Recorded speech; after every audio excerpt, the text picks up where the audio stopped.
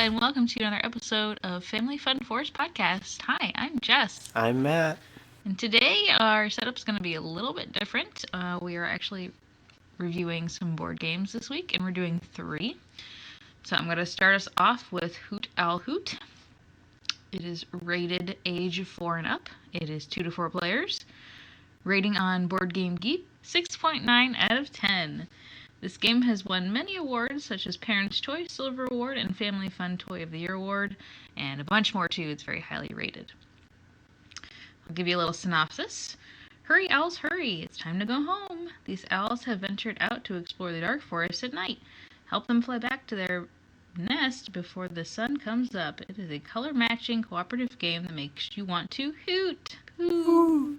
Game includes 1 game board, 6 owl tokens, 1 sun token, 14 sun cards, 36 color cards, and instructions printed on the inside of the top of the box.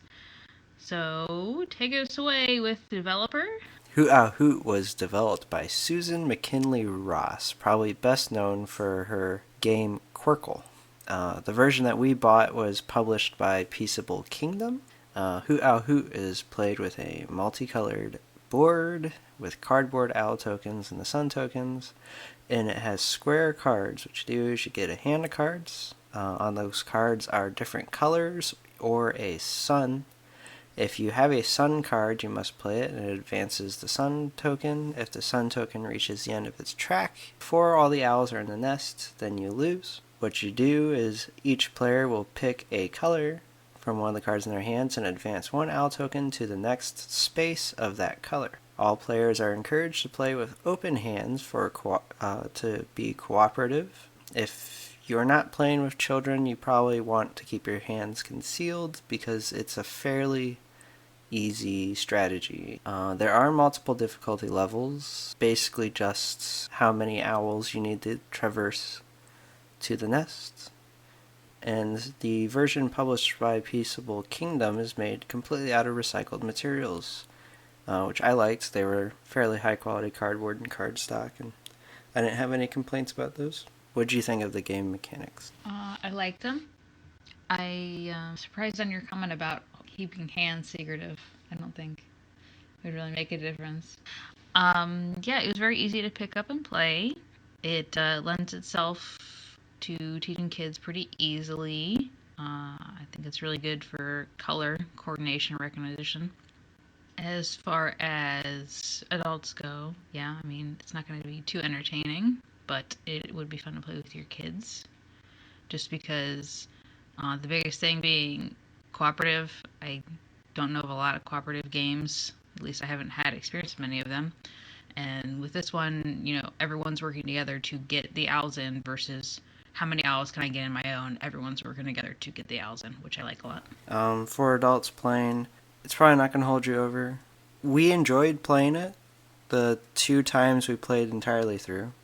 That was just us, not with our kid. So it's not terrible, but we can't really imagine sitting down and playing it again by ourselves. As for kids, it's a good game because it doesn't rely on random very much. You have a hand of 3 cards, and every turn you pick the next color space and what owl to move to that space. This is nice because it teaches thinking ahead, thinking more than just this turn, but looking at your hands, figuring out where you can put owls to block spaces so that next turn an owl could move further. And the multiple difficulties does help scale pretty well. When we played on the medium and hard, so that was getting 4 owls to the nest and then 6. And even with 6 owls, we still made it to the nest. I believe we still had like 6 or 7 tracks on the sun tracker before we would have lost. Yeah, I was going to say, our second playthrough with more owls was actually better. We finished sooner. The sun tracker does move randomly. The sun cards are shuffled into the deck. So it is possible somebody gets unlucky and draws a bunch of sun cards. Like you kept drawing sun cards. Yeah, for the first 4 or 5 turns of the first game, I had nothing but sun cards. But it wasn't too big of an issue. It's just something that could happen, but it's still less random than dice, which is a big bonus in my book. So overall, I would say for adults, this is a limited run amount of fun. The three levels you mentioned, with the increasing difficulty, does increase your playability, but it's not very difficult, and would probably become boring after a few times. The communication requirement and some strategy does make it a little more entertaining, but it's nothing too complex. As for kids, this is a great color recognition game.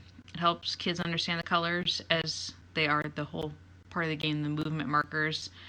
Also, the fact that it's cooperative and not competitive means most kids won't get stressed out over the loser versus winner factor, which is a big part of these cooperative games that this company totes. Personally, really enjoyed the cute style and the concept of putting the owls to bed. This could transition to a game before bed sort of thing for your kid. Maybe get them relaxed because it's not a very high stress game. I also like how the instructions are printed on the inside of the lid and the parts are all in their own little pouch. I love the fact that this is cooperative. The strategy aspect and communicating with others is also really enjoyable because you're not just sitting there trying to fight each other over stuff. It's like, hey, what color do you have? What's the quickest way to do this? We ended up playing, so we would start with like the owl farthest in the back and move them to the next color up, and then we would just all slide from the back, and then they'd all be sitting on a color, and we'd put the next color up, and it just went super fast when we actually planned out what we were doing. Yeah, that goes into the playing with the open hands. You said you didn't think it'd make a difference, but with us being able to, simply look at the other's hands, it was very easy to set up so that we'd have all the owls blocking one color, and we could literally jump the owl in last place into the nest. And what I was saying is I don't know why you would want to play with hidden hand. Because it makes it harder. Well, maybe I don't want it to be harder. As Jess said, the instructions are printed on the inside of the box lid, which I want to appeal to any board game developers out there. If your instructions can fit on a 2-page pamphlet, print that on the lid of the box. We'll never lose the instructions. Yeah, no one wants that piece of paper. We're already having a problem with our small child where he's getting into boxes and pulling out just the instructions, and I'm having to go find them. So print them on the box. It's great. It's amazing. So, is there anything you didn't like? Things I didn't like. I would say the lower playability. You're gonna get bored of this pretty freaking fast. I probably wouldn't want to play for more than 45 minutes. It's pretty basic, so unless you're playing with kids, you're gonna be bored. You're gonna give it a full 45. Yes, I'm giving it 45. I think we played through 15 minutes at a time, so 3 playthroughs on each difficulty, 45 minutes. I'm sure for kids, especially if you can because the game is so easy to teach, it'd be pretty easy to get 2 or 3 kids together, and they should have no problem playing this game by themselves. It might last for them a lot longer than it would for adults, but as we said, it's at least not painful for adults to play with kids. Okay, what else you got to complain about? I hated the square cards. What was wrong with the square cards? I believe they were probably designed for smaller hands. I don't have small hands. P.S. I have baby hands. Things like this don't bother me. So just handling the cards was difficult. Probably the worst thing is there's 40 of these cards, and they're kind of thick card stock. So the deck winds up taller than most 40 card decks would, which made it very hard for me personally to draw a card without knocking the whole thing over, or drawing 2 or 3 cards at once. Oh, I would probably mention that each of us kept forgetting to draw another card after we did one. Not that that's something that's the game's flaw. Yeah, that's just our flaw. That's, just remember, you play a card, you draw a card. It's not that it affects the game overall, but... Unless you pull out a sun, You gotta get the sun moved first. You can't play the color first. That's how it would affect the gameplay, is if you draw a sun, but you didn't draw a sun until after you played. Would you come up with similar games? Honestly, I got nothing for this. I would recommend trying other games by the Peaceable Kingdom. But as I said before, I'm not really... About one. What? We're going to talk about one. We're going to talk about one. I didn't really have any experience with cooperative games as a kid. I mean, my family pretty much did the stereotypical Mousetrap and Monopoly, which are not cooperative games. Sorry, Yahtzee, etc. Everything I ever played as a kid was competitive, so playing a game like this was kind of different for me. For me, I suggest Susan McKinley Ross's biggest hit, Quirkle. I personally haven't played it, but I've heard from many people that it is worth playing. Do you know what Quirkle's about for our audience? Quirkle is a color matching game. I believe it's played on a grid, but it's a simple abstract color matching game. So Susan really likes this color matching thing, huh? Yes. And well, that's good. Colors are very important for kids. Yes. I do know Quirkle is printed on like wooden pieces, which are nice for kids to handle. But I've heard complaints that it's difficult for people with color impaired vision. I don't personally know how Hoot Owl Hoot stands for color impaired vision. Neither me nor Jessica have color impairment. The colors are pretty bright, but yeah, seeing as I don't have issues, I couldn't really comment. I've just heard that complaint about Quirkle. Outside of Quirkle, honestly, Uno is probably along the same difficulty, maybe a little bit more because it's competitive. Because you wreck your families over it. Or I'd probably suggest, what's the elephant one? The elephant one. I don't... Uno Memento. The game's title is called Irrelevant. Irrelevant, yes. It's a stacking game that's color focused with elephants. Yes, I'd probably suggest that one. But that's what I had for Hoot Owl Hoot. So, do you recommend this game? Yeah, if you have kids or if you have people who are really terrified of anything more complex than Sorry, this would probably be a good way to be like, Sorry. You can play better games. Or if you just really like owls, which Or we if you happen like to owls. be fans of owls. They are cute owls. Yes, I also very strongly recommend this game. So that was Hoot Owl Hoot. Next up, we have Count Your Chickens, also published by Peaceable Kingdom. So yes, Count Your Chickens, another family-friendly board game. This is rated ages 3 and up. It is 2 to 4 players. Rating on Board Game Geek is 5.2 out of 100. No, 5.2 out of 10. Well, I'm really messing this up this time. It won multiple awards, including Oppenheim Toy Portfolio Platinum Award. So here's a little synopsis for you. The baby chicks have flown the coop. Everyone help Mother Hen collect her chicks and bring them back to the coop. Spin and move, count the number of spaces, and collect the number of chicks. Take turns, but work together. Collect all the chicks, then everyone wins! Parts include 1 board, 1 spinner, 1 mother hen chicken with stand, and 40 chick tiles. What do you got for me? Count Your Chickens was designed by Peggy Brown, who brought you the amazing Barbie Dream Date in 1992. Just some fun fact I felt like throwing in. Again, the version we bought was also published by Peaceable Kingdom. I don't know if this game has multiple publishers like Hoot Owl Hoot did. So the game mechanics for Count Your Chickens is fairly simple. Players take turns moving the same mother hen marker. You spin a spinner that shows you what creature you are looking for on a tile.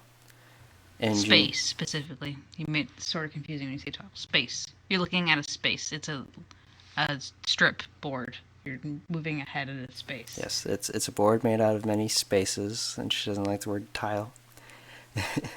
So you spin the spinner and you find the next tile with the animal that you land on. You then count the spaces, and that's how many chicks you add to the coop. If you land on a fox, you lose 1 chicken from the coop. There are several spaces that grant bonus chickens. If you land on a fox, you lose a chicken from the coop. Does it go back in the pool, or is it gone forever? Considering there are 40 chick tokens, and you can have a potential of, I believe I counted 45 chicks, you'll need to add it back to the pool. Okay. The version we bought was published by Peaceable Kingdom, was also made from recycled materials, just like Hoot Owl Hoot. If I had to say, the spinner which I normally complain about spinners in board games. This was constructed fairly well and spun pretty well. I had fewer complaints about it than I thought I would. About the spinner or the game specifically? The spinner. Yeah, I remember you really complaining about that spinner from Pirates of the Caribbean Life. That was a terrible spinner and an example of how not to make a spinner. Maybe we'll review that game at some point. Life's a bad game. Don't play it. Too bad, I'm already playing it. Anyways, for adults, this isn't really going to be entertaining. We'll be quite frank with you. It's boring. It does not require any strategy. It's limited on what's in your control. Again, it's considered quote-unquote cooperative, so it's great for families, but otherwise it's very low replayability and has no additional ways to play. You're pretty much stuck with one way. Yes. Moving the same token to the end of the board. There's zero strategy. It's entirely luck-based. The highest number you can count to, I believe we figured it to be 12. It could potentially be 13. And the only way to lose the game is to literally land on the fox every time. Which did we even hit the fox a single We time? did not land on the fox a single time. Yeah, for kids, this is a good numbers training game. As it appears, the highest count, as Matt just said, is 11 with a bonus of 1 to make 12. It is labeled no reading required, so this is also a plus. It's going to be pretty basic for you to explain to your kid. You know, you're just going to go this many spaces. You're going to land on the space with the image you just, spun. It's cute looking, friendly farm animals. It's, a kid would probably enjoy this. And like I said, if, they're working on counting 1 to 10, then this is good for them to reiterate counting that 1 to 10 and having a physical thing in their hands being the chicks to show that numerical count. Yeah, the kids might like the randomness because random typically means simpler. The artwork's cute. That's about the only things I liked. Yeah, I mean, for me, I personally enjoyed the concept of bringing the chicks home and the simple way to play. And again, I also liked how the instructions are printed on the inside of the lid and the parts are stored in a pouch. Makes it really easy for cleanup and just keeping everything nice, neat, and organized. Yeah, so far we've been really impressed with Peaceable Kingdom's build material quality. The boards for both Count Your Chickens and Hoot Owl Hoot are both excellent. As I said, the spinner was above average. The chick tiles are kind of flimsy, but there's 40 of them. And then the mother hen is a stand-up. Yeah, so it's a little cardboard cutout, and then there's like a little plastic piece you slide it into. Yeah, and that's fairly firm. I could basically promise you that children will destroy the hen and lose chick tokens, though. I mean, technically you could replace, because the chicken hen is just the marker for where you're at the game board, so you could really replace that with anything in case you lose the hen. The chicks, being 40 of them, you might find an alternative, something token-wise to use for them if you lose some, but you definitely need to have all 40 with you, so that's something you might be concerned about keeping, but use M&Ms as score counters, and then you save the chicks. And then when so a fox you can eats eat them. one, you can have one. Some things that were not as enjoyable were the replayability and lack of strategy. Additionally, it's not really upfront, but this game is ultimately about trying to hurry and get the chicks in the house so they don't get eaten. So whether or not you choose to use this as a talking point with your kids about death is totally up to you, but that's something you have to keep in mind. That's technically the part of this game is the chicks are getting eaten by a fox. Yeah, it's pretty hard to avoid that the fox is indeed eating a chick. Yeah, I'm not sure if at age 3 and up I'd want to have that conversation with my kid, but that's where we're at with this game. I also was slightly annoyed by the fact that you're supposed to put the little chicks in the hen house. The hen house on the board is not big enough to hold all 40. So they're kind of just everywhere. You kind of neatly want to put them all in the little hen house, look all cute together, but you can't. There's not enough space for all 40 chicks. That really upset me because I have OCD.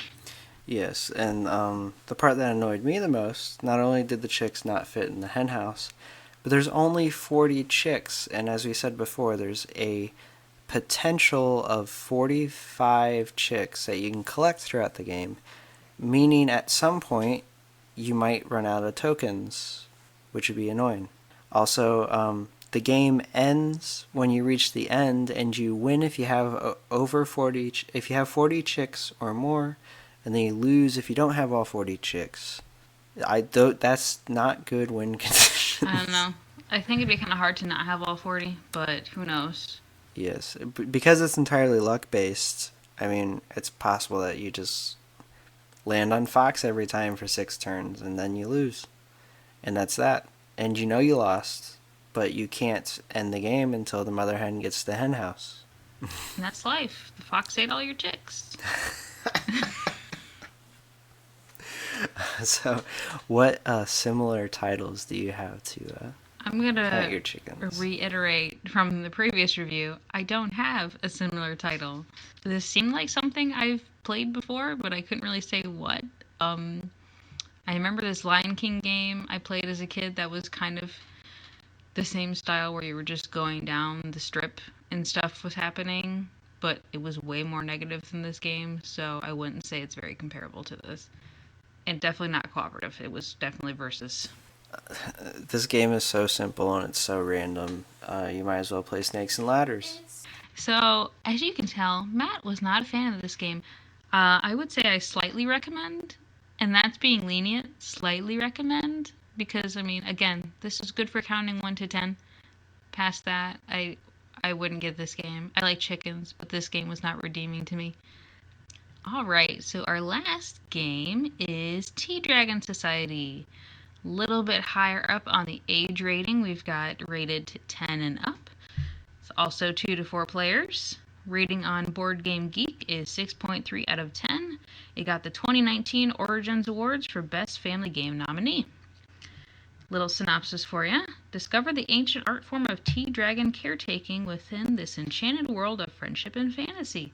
Create a bond between yourself and your tea dragon that grows as you progress through the seasons, creating memories to share forever. The parts included are 40 player aid cards, 4 tea dragon cards, 1 mentor card, 24 memory cards. There are 4 seasons, so you get 6 memories per.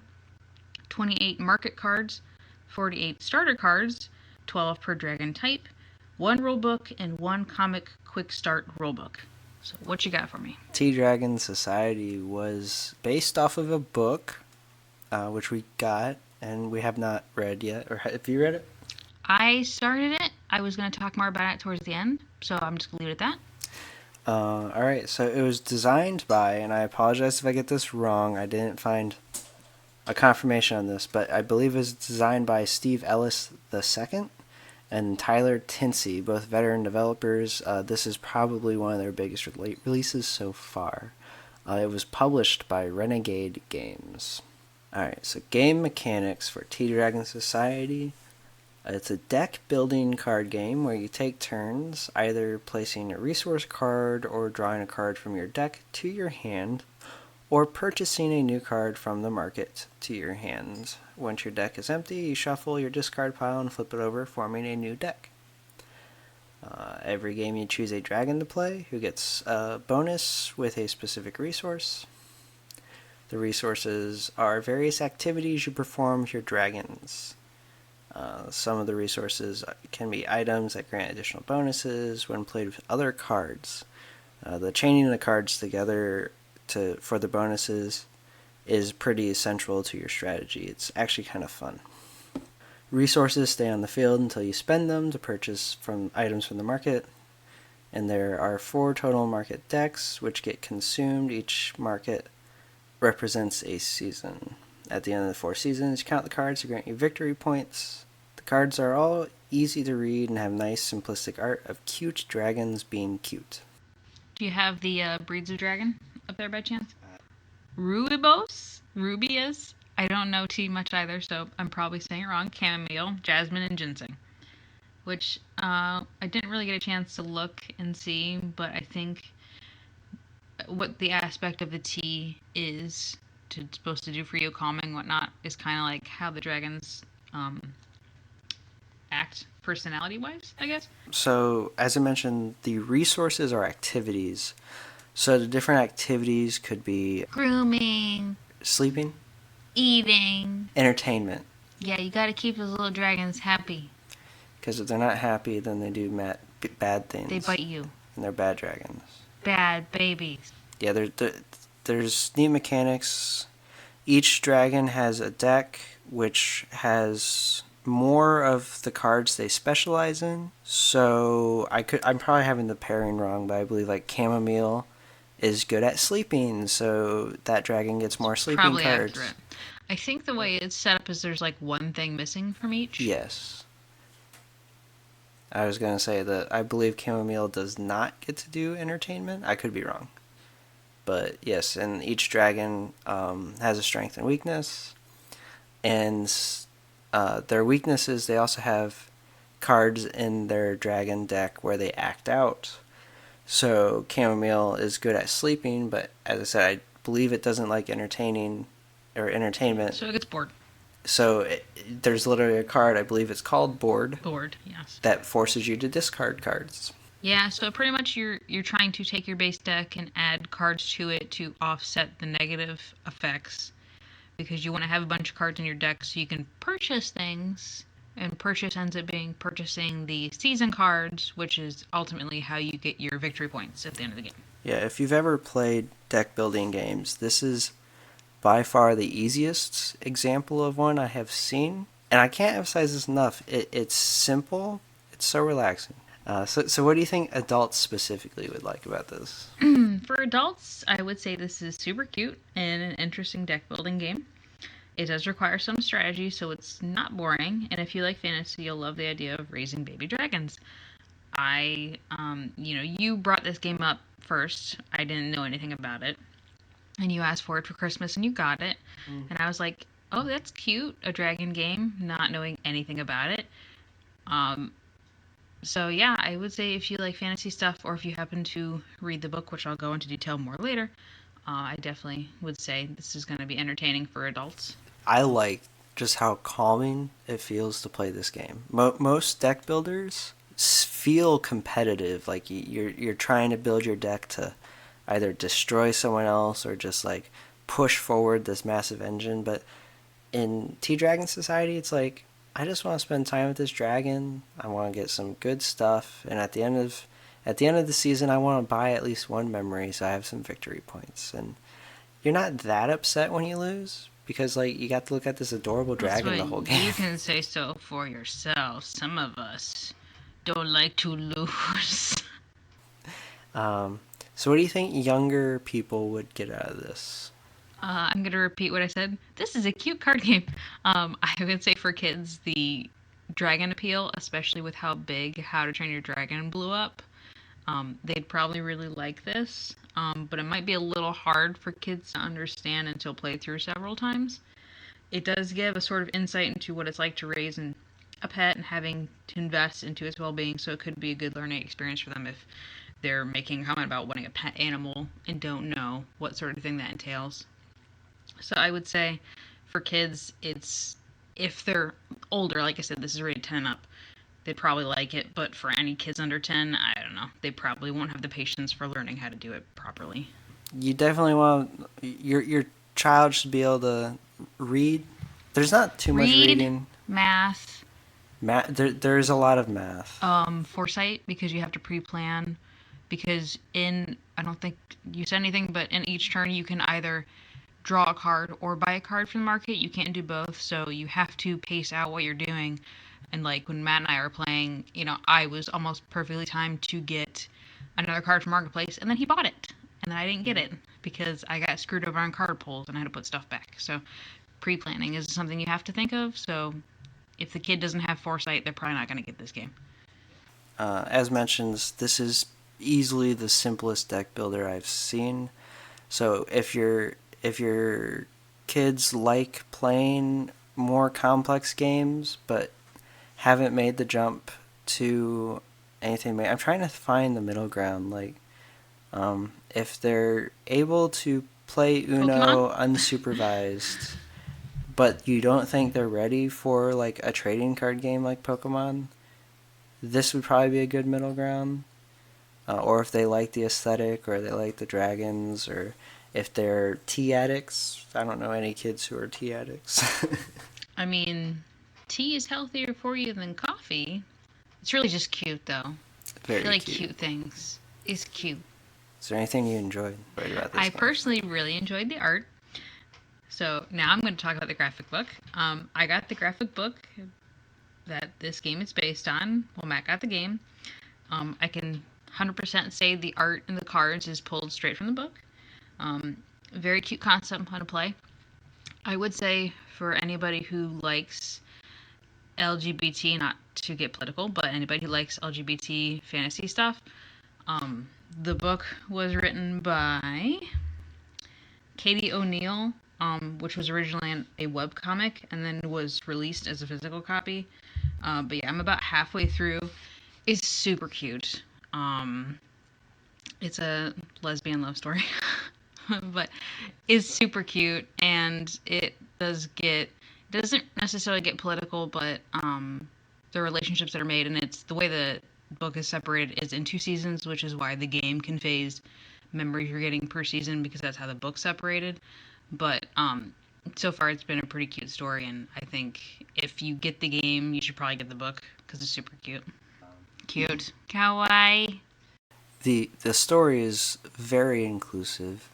No matter your political views, the game doesn't enforce any of that. The game's just about the dragons and raising the dragons. So I liked the simplicity, the calm nature. I did like the engine building. I don't think it quite works with the two of us because it usually turned out one of us built a really strong engine and the other just lagged behind. But it wasn't bad enough for me to complain about it. It was just nice to sit down and play a game. It was 15-20 minutes both times we played. Is there anything you didn't like? Okay, so I do have some comments about things I didn't like. The way the instructions were laid out. It made the game more complicated than necessary and used confusing terms. It had 2 instruction booklets that they realized the one wasn't good enough, so let's have an example play instruction book that did nothing to clarify the first regular instruction book. Yeah, the quick start guide, it was called a quick start guide, was more than 5 pages. If it's more than 5 pages, it's not a quick start guide. Now, I understand that the purpose of this comic book style quick start guide was supposed to kind of show you the behind the scenes for the book and try to explain it in simpler terms, but it really didn't. When I ended up rereading through the quick start guide, I realized there was something we messed up from playing the first time. So, we both got confused about how the purchasing system worked, and that was frustrating. And yeah, we played the game incorrectly the first time, and I only noticed because I went through the quick start guide, because they mentioned terms once or changed the meaning of the term, and it was just, Yeah, it should be noted, the game itself, extraordinarily simple. It would take someone maybe 2 minutes to teach a new player. The way the instructions are just laid out and worded is very poor. One thing the instructions does is there's one page, and I should mention the booklet's 5 pages. There's one page. It's 8 pages. Oh. It's split up into 8 quadrants. It's 8 pages. The booklet's 8 pages, and in one of those pages, it defines the symbols on the cards. I looked through that book maybe 10 times during play, and it every time it took me flipping through and having to go back because the artwork is so subtle. It's very beautiful, but it's so subtle that the part where they described what icons were what words, I just kept overlooking. And the rest of the booklet used the words to describe the icons, when in all reality it should have just showed a picture of the icon. Yeah, let's just explain. On the card, it shows an image, has some text. At the very bottom, if it's worth any victory points, it has a victory points. The top left-hand corner, it has a leaf with a number. And the That's top right-hand corner, yeah, the top right-hand corner shows a teapot with a That's number. its cost. I forget what they call it, but I call it cost because that's what it is. So what's the growth for? Growth is the tea leaves. You have to use tea leaves to make the tea. So when tea leaves are the growth. When you have in the game, your hand is called the hold, and it's technically open information. So we just set them down in front of us. So when an item is in your hold, its value of its growth, which is the tea leaf icon, I'm going to repeat this so that new players, remember it's the tea leaf icon, is how much that card is worth if you were to sell it to the market. At the market, The teapot is the cost. the teapot is the cost. So you need to match the costs or exceed the cost with the number of growth that you can discard from your hand into your discard pile. If the instruction books literally just had the pictures instead of the words growth and cost, I don't even think they called it cost. It might have been called something else, right? I don't know, but it would be less confusing if they just showed a diagram of the card and circled it explaining each thing. But yeah. So if they just showed the symbol instead of the word, it would have taken us 2 minutes and we would have gotten the game and played it wonderfully. Missed the one exception rule, but that's hardly a game breaker. yeah, the exception rule of when you're playing with a certain amount of people, you get so many season cards. Once there's only one season card left, it gets taken out of the market. So, like, at one point, Matt bought 2 season cards. I didn't get any, but that's the way it's played, I guess. If I had to say, I didn't really like playing with 2 players. While it was fine and it was relaxing, the competitive nature of the game kind of fell apart with 2 players. I mentioned before engine building. Most card games, you build what you call your engine. It's the rate at which you can get resources and ultimately victory points for the game. And in this game, once one player's engine starts to pull ahead of the other players, it's very difficult for the other player to catch up with 2 players. But the scarcity of resources mean I can imagine 3 and 4 players, it's not so much of an issue. But with 2 players, the first game we played, Jessica had such an amazing lead on me so quickly. I just bought all the things that make your dragon not be mad. So essentially, each dragon has an attribute where you get a bonus for a certain type of card. So essentially, the first thing I did every single time once I had enough money was went to the marketplace to get extra draw card abilities. So I would just, every single time I pulled any sort of card, I'd be able to draw an extra card. So that's pretty much the best way to play the game. The main engine building is just, if you draw this card, draw an extra card. And then there's always a possibility that you draw one of your dragon's bad habits where they make you discard cards.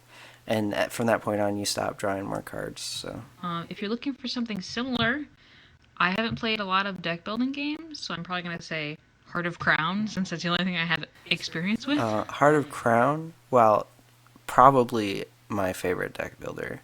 Not for children under 13? Oh no, definitely not for kids. Probably It is way too complicated. None of the expansions for children under 16. Oh yeah, they got sexy ladies. But the game itself is fun. It's difficult to teach. I would suggest Dominion. It's kind of considered the foundation of deck building games. It's also easier to pick up than like Heart of Crown. There's a bunch of other deck builders out there. We enjoyed a pseudo deck builder called Boss Monster. I suppose that is a deck builder. It's kind of a tile lane, kind of a deck builder. Similar premise either way. That one was interesting. So yeah, I would recommend it if you like fantasy and deck builders. Not really something I expect younger kids to play. And if you do get the game, I highly recommend you get the book. Super cute, beautiful, great story. I recommend Two Dragon Society, the game, if you like card games and you just want something calm.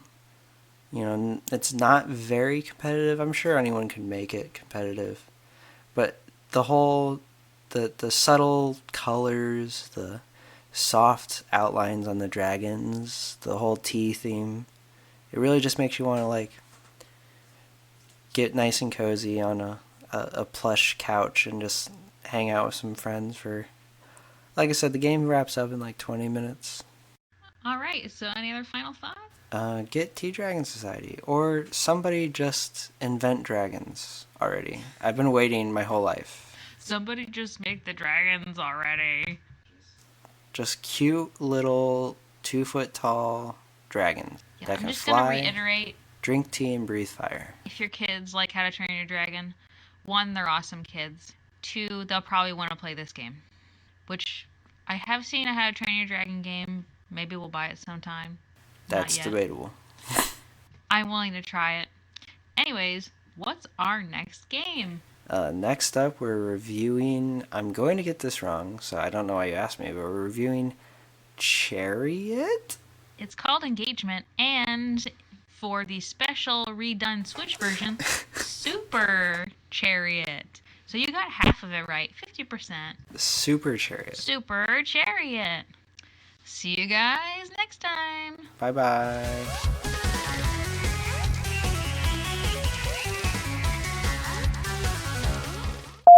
That's rude. That's my part. Don't take this away from me. It's so random. You mean Chutes and Ladders? Snakes and ladders. Chutes? Snakes and ladders.